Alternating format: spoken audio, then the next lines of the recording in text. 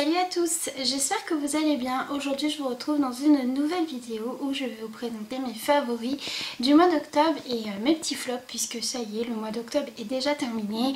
À l'heure où je vous filme cette vidéo, on est déjà au mois de novembre, donc autant vous dire que je n'ai pas vu du tout le mois d'octobre passer. Et c'est vrai que ce mois d'octobre, je n'ai pas réellement fait de grandes découvertes à part deux petites choses, mais bon, rien d'extravagant. Mais par contre, j'ai ressorti des choses que je possédais déjà et qui étaient bien cachées au fond de mon placard.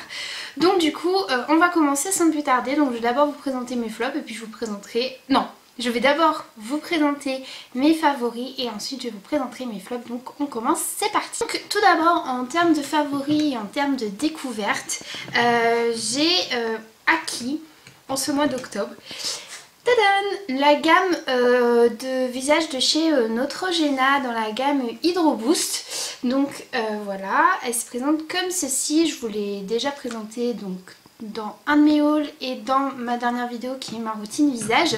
Donc pour plus vous en parler un petit peu plus en détail, j'ai la lotion hydratante qui est quand même déjà bien entamée, voilà, que j'adore et je l'utilise vraiment quotidiennement.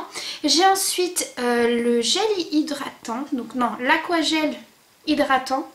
Ouais, en fait c'est le nettoyant pour visage qui se présente comme ceci. Et j'ai acquis aussi la gelée démaquillante qui est comme ceci. Donc honnêtement c'est une très bonne gamme pour le visage. Surtout pour les peaux qui sont en transition ou même les peaux qui sont... Vous savez, quand on est adolescente, on n'a pas réellement de boutons ou quoi que ce soit. Je trouve que c'est une excellente gamme pour le visage. En plus de ça, elle sent divinement bon, ça sent le propre. Et moi, ce sont des odeurs que j'aime beaucoup. Il y a aussi la crème hydratante, mais je ne l'ai pas parce qu'en fait, j'ai déjà une crème hydratante. Donc je préfère la terminer. Mais une fois que j'aurai terminé, vous êtes sûr que je vais l'acheter. Et il y a aussi les lingettes démaquillantes dans cette gamme-là. Et j'arrive pas à les trouver, donc du coup c'est vrai qu'à chaque fois que je vais en course, bah, je jette un coup d'œil mais je ne les trouve pas et j'aimerais beaucoup les tester parce que le soir où on a un petit peu la flemme, je pense que ça peut être un très bon produit. Donc voilà, donc ça c'est mon favori, c'est ma découverte, c'est mon gros coup de cœur de ce mois d'octobre.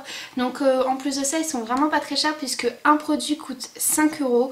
Donc pour 15 €, on a vraiment une très belle routine pour le visage et que je vous conseille grandement et qui est trouvable vraiment partout dans toutes les grandes surfaces. Rester dans la gamme un petit peu toujours soins, etc.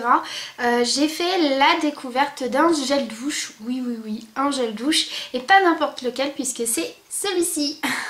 Donc c'est le gel, non, c'est même pas un gel douche, c'est une crème de douche en fait, dans la gamme délicatesse d'avoine, vous savez, de chez Garnier.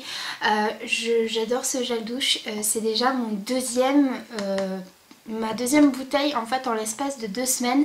Je l'ai acheté en fait en lot de 2 que j'avais trouvé à Leclerc pendant les promos et je me suis dit allez, quitte à tester, bah tu prends les deux et franchement ça sent la même odeur que la gamme capillaire que j'avais adorée. C'est une odeur de propre. Oh là là, ça sent vraiment très bon et en plus de ça, elle fait vraiment une très belle mousse, c'est très onctueux et on sent tout de suite que la peau est plus douce, elle est bien propre et je pense que je vais aussi m'acheter la crème pour le corps et le masque pour le cheveu parce que franchement cette gamme là de chez Garnier, je crois que je suis totalement tombée à un produit que je possédais déjà mais que j'ai laissé de côté, que j'ai ressorti et en fait ce sont des produits make-up, donc maquillage.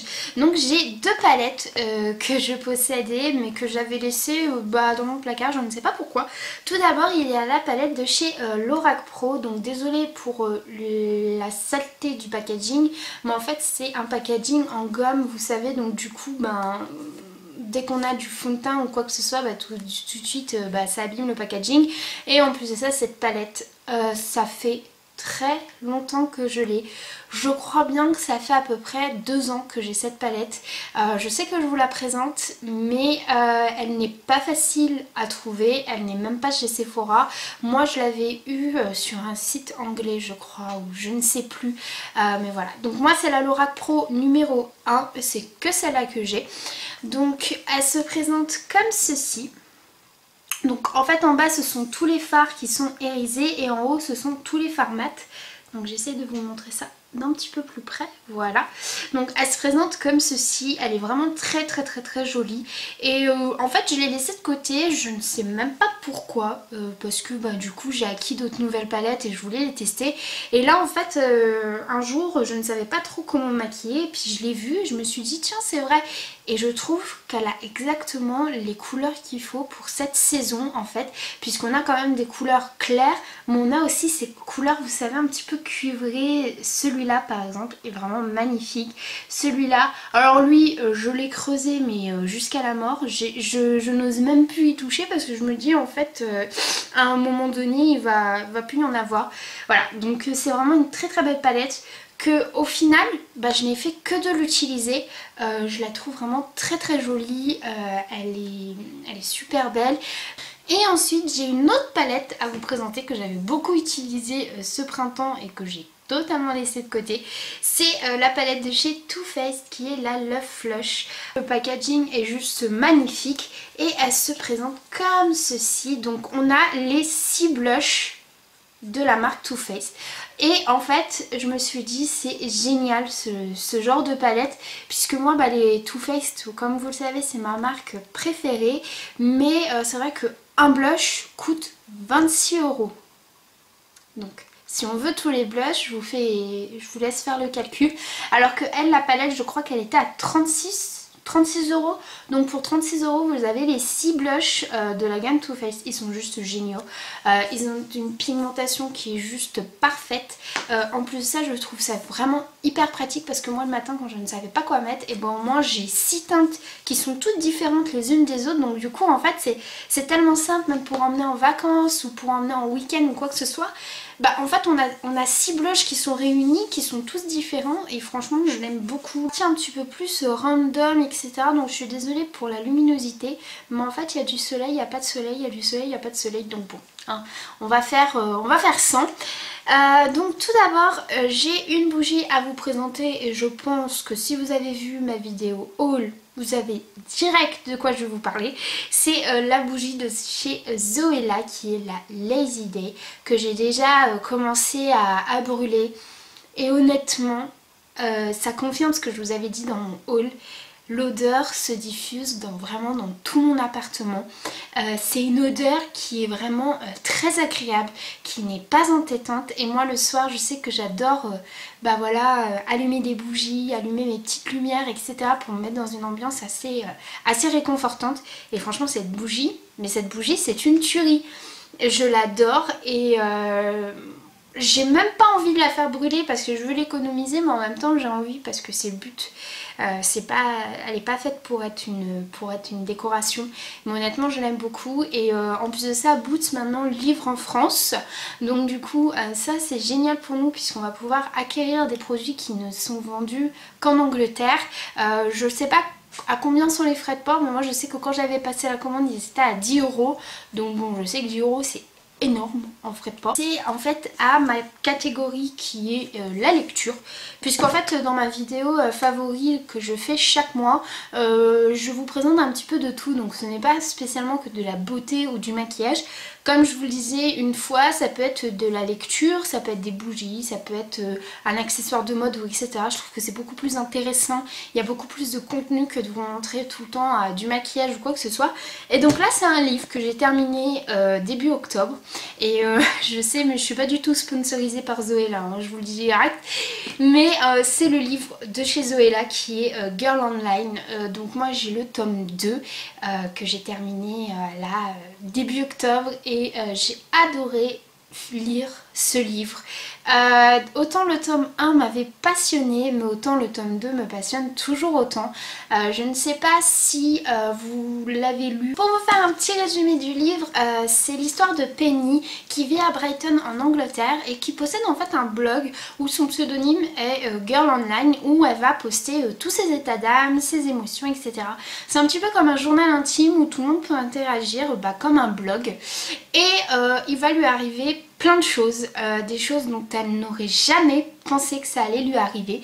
Donc du coup je vais pas vous en dire plus parce que sinon je vais vous raconter un petit peu toute l'histoire. Et dans le tome 2 en fait c'est vraiment la continuité et là elle va passer à un autre stade en fait de sa vie, puisqu'il faut savoir aussi que Penny est une fille qui est très angoissée, qui fait très facilement des crises d'angoisse dès qu'il y a beaucoup de monde, etc. Elle est très vite mal à l'aise et honnêtement j'ai adoré le lire. Qu'on aime lire ou qu'on n'aime pas lire, ça se lit très facilement. C'est vraiment pas prise de tête, c'est une histoire où on n'est pas obligé de réfléchir, de s'imaginer plein de choses. Non, on le lit et on se laisse emporter par l'histoire qui est juste simplissime je trouve.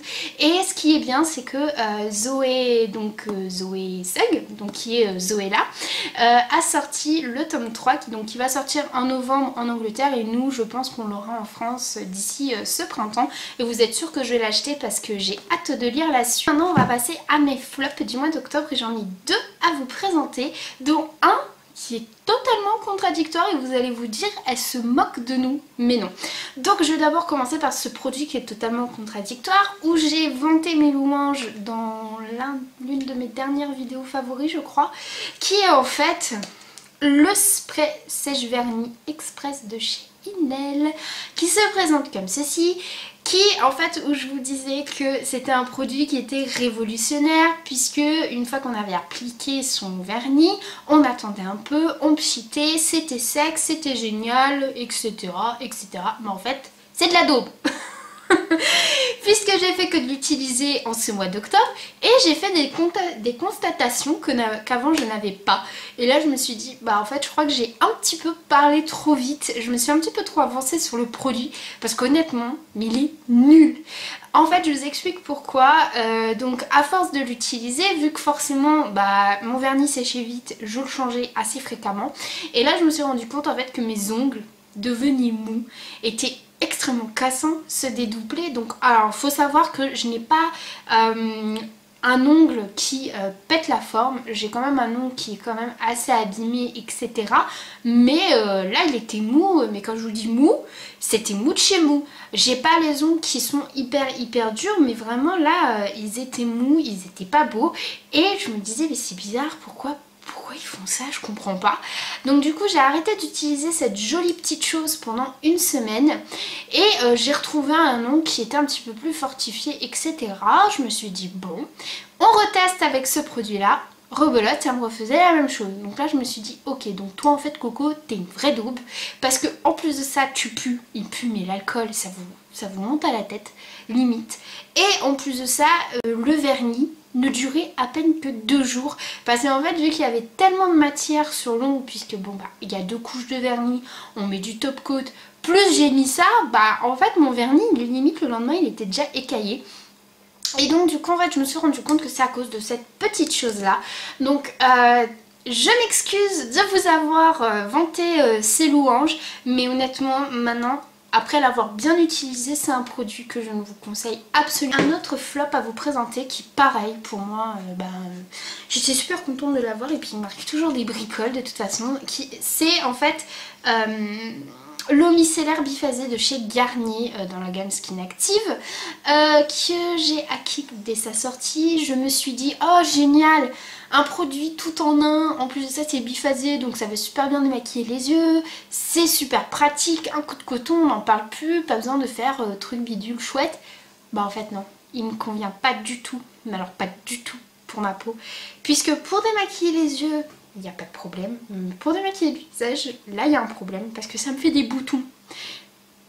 Et pareil, hein, j'ai fait comme avec le sèche vite de chez Inel.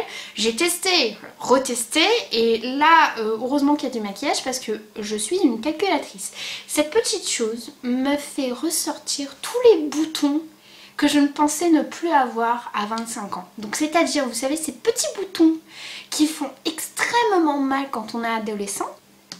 Bah ça c'est ce qui me fait. Je l'aime, il sent bon, il me démaquille bien les yeux. mon niveau du teint, je ne peux pas me permettre d'utiliser un produit qui va me donner des boutons à chaque fois. Je peux pas, déjà moi les boutons j'en peux plus, arrivé à un stade je stagne quoi. Donc du coup voilà, donc vraiment je suis super déçue par ce produit parce que j'en ai beaucoup, je sais pas trop ce que je vais en faire, mais bon va falloir que je le termine dans tous les cas. Je vais peut-être l'utiliser comme juste démaquillant au niveau des yeux, mais pas au niveau du teint. Donc voilà, ça c'est mon flop, c'est ma déception du mois d'octobre. Les flops du mois d'octobre, comme vous avez pu le voir, j'en ai pas extrêmement, ce n'est pas non plus de très grosses découvertes. Mais voilà, je me suis dit que j'aime quand même tourner cette vidéo tous les mois. Donc du coup, je me devais de vous présenter mes petits coups de cœur et puis mes gros flops et puis vous donner aussi mon avis. En tout cas, si la vidéo vous a plu, n'hésitez pas à mettre un petit commentaire et me dire aussi vos avis sur les produits que je vous ai présentés ou vous, quels sont vos favoris. N'hésitez pas aussi à mettre un petit pouce en l'air ou à vous abonner à ma chaîne pour ne louper aucune de mes vidéos. Et puis justement, en attendant une prochaine vidéo, je vous dis à bientôt et je vous fais de très gros bisous. Et puis prenez soin de vous. Bye!